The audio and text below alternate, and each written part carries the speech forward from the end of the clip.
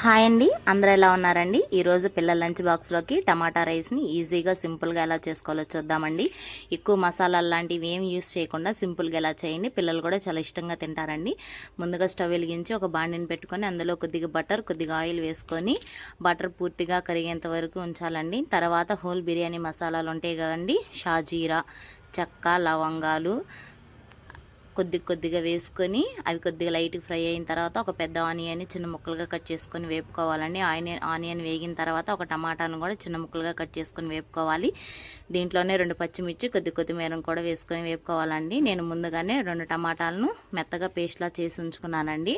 టమాటా రైస్లోకి పేస్ట్ అయితేనే బాగుంటుందండి, ముక్కలు అయితే బాగోదు. ఈ పేస్ట్ వేసిన తర్వాత ఆయిల్ పైకి తేలేంత వరకు వేయించుకొని ఇందులో కారం, పసుపు, కొద్దిగా ఉప్పు కూడా వేసుకొని బాగా ఫ్రై అయిన తర్వాత ఆయిల్ అనేది పైకి తేలాలండి. ఇప్పుడు ఈ స్టేజ్లో మనం ముందుగా ఉడికించుకున్న రైస్ని వేసుకొని కలుపుకొని ఎంతో టేస్టీ అయిన టమాటా రైస్ రెడీ.